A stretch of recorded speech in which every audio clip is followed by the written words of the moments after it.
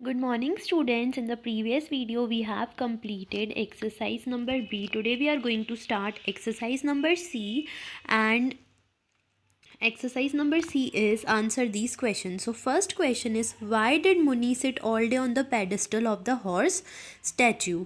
तो जो मुनि था वो हॉर्स स्टैचू के पास क्यों जाकर बार रोज बैठ जाता था? तो इसका आंसर हम लिखेंगे because it was his daily routine, क्योंकि वो उसका डेली रूटीन था. He could watch the highway, क्योंकि वहाँ से बैठ के उसको हाईवे दिखता था. एंड सी द बसेस, और वहाँ से पास जो बस निकलती थी हिल्स के पास से वो भी उसे दिखती थी, buses passing through the hills. So we will write the answer number 1, because it was his daily routine.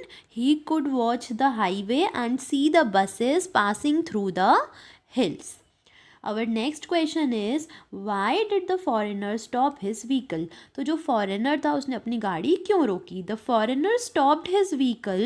foreigner ने अपनी गाड़ी रोकी क्योंकि because he wanted to know the location of any gas station. क्योंकि उसे किसी भी गैस स्टेशन, मैंने बताया था, किसी भी पेट्रोल पंप का लोकेशन जानना था, इसीलिए ही उसने अपनी गाड़ी को रोका. Third question is, what did the foreigner want from मुनि? तो यहाँ पूछ रहे हैं कि फॉरेनर क्या चाहता था मुनि से. The foreigner wanted to know the address of the gas station nearby. तो फॉरेनर क्या चाह रहा था मुनि से? उसको ये जानना था कि कोई पेट्रोल पंप आसपास है, तो उसको एड्रेस जानना था मुनि से, इसीलिए उसने वहाँ पे गाड़ी रोकी थी. Fourth one is, describe the horse statue in the story. तो यहाँ पे हमें हॉर्स स्टैचू के बारे में बताना है. तो हमने यहाँ पे लिखा है, it was moulded out of clay. वो क्ले से बना हुआ था. बेक्ड, उसको पहले बेक किया, फिर उसको जलाया गया. एंड ब्राइटली कलर्ड, और फिर उसको कलर किया गया था. Prancing with 4 legs in the air, और उसके जो 4 लेग हैं, पीछे 2 हैं और 2 लेग उसके हवा में थे. एंड फ्लॉरिशिंग इट्स टेल, और उसकी बहुत ही सुंदर सी टेल बनाई गई थी. सो हम आंसर में क्या लिख रहे हैं? It was moulded out of clay, baked, burnt and brightly colored, prancing with 4 legs in the air and flourishing its tails. So now come to answer question number 5. Why do you think Muni's wife doubted his story? मतलब मुनि की जो wife है, हमें ऐसा क्यों लगता है कि वो डाउट कर रही थी? मुनी's वाइफ थॉट, मुनि की वाइफ को ये लगा, Muni might have stolen this money, Muni पैसे चुरा कर आया है.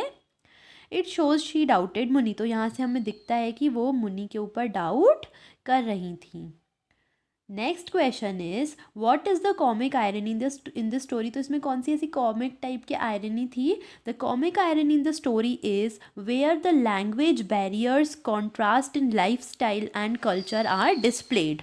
तो इस स्टोरी में ये आयरनी थी कि हमें ये समझ में आया कि जो लैंग्वेज बैरियर्स थे, क्योंकि वो लोग अपनी एक दूसरे की लैंग्वेज नहीं समझ पा रहे थे, क्योंकि सबके कल्चर की अलग अलग लैंग्वेज होती है, तो सबका लाइफस्टाइल अलग रहता है. फॉरेनर का लाइफस्टाइल अलग था, इसीलिए मुन्नी भी अपनी उसे लैंग्वेज, अपनी भाषा नहीं समझा पा रहा था, और ना ही फॉरेनर अपनी भाषा उसे समझा पा रहा था. तो यहाँ पे लैंग्वेज बैरियर्स थे. सो हमारे यहाँ पे 6 क्वेश्चन आंसर्स कंप्लीट हो जाते हैं. Now I am showing you once again each and every answer. मैं आपको एक बार और दिखा देती हूँ, so you can write easily. So first one is, because it was his daily routine, he could watch the highway and see the buses passing through the hills. Second one is, the foreigner stopped his vehicle because he wanted to know the location of any gas station.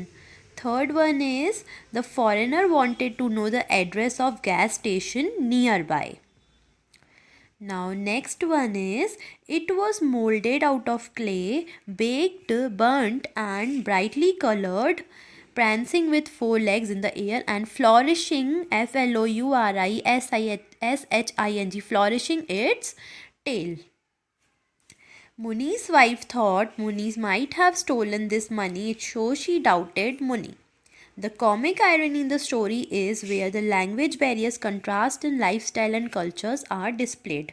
So you can see this 6 answer which I have written in the book. You have to write in the book as well as you have to complete it in your copy also. So you can see properly, and first of all you are going to complete it in your book, then you will write it in your English copy, and then we are going to start language skills vocabulary part.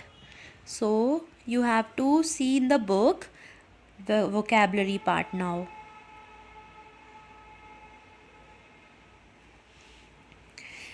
Idiomatic expressions. So we are going to study idiomatic expressions. An idiom or idiomatic expression is a word, phrase, expression that has figurative meaning which is different from the literal meaning of the words of which it is made up. तो इसमें ये बोल रहे हैं कि idiomatic expression वो होते हैं जिनका जो वर्ड है उनके जो मीनिंग्स है वो थोड़े बहुत चेंज रहते हैं. Read the following sentences. The old man took the money at the drop of a hat. तो जो ओल्ड मैन है उसने मनी उठाया at the drop of a hat. तो इसका मैं आपको आगे बताती हूँ इसका मीनिंग क्या होगा. So come to page number 45. Muni was glad that he had sailed through it.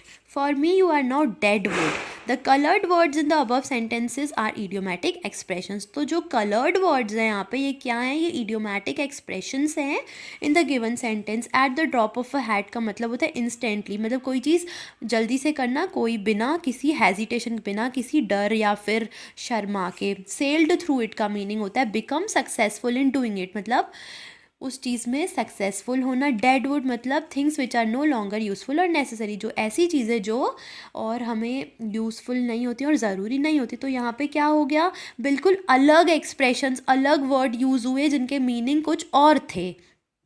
तो उनके लिए ऐसे वर्ड्स यूज़ हुए जिनको हम बोलते हैं idiomatic expressions. So now we have understood the vocabulary part. इसकी एक्सरसाइज हम नेक्स्ट वीडियो में करेंगे. And these question answers also we have completed today, so you have to do it in your English copy. In the next video we will do the exercises.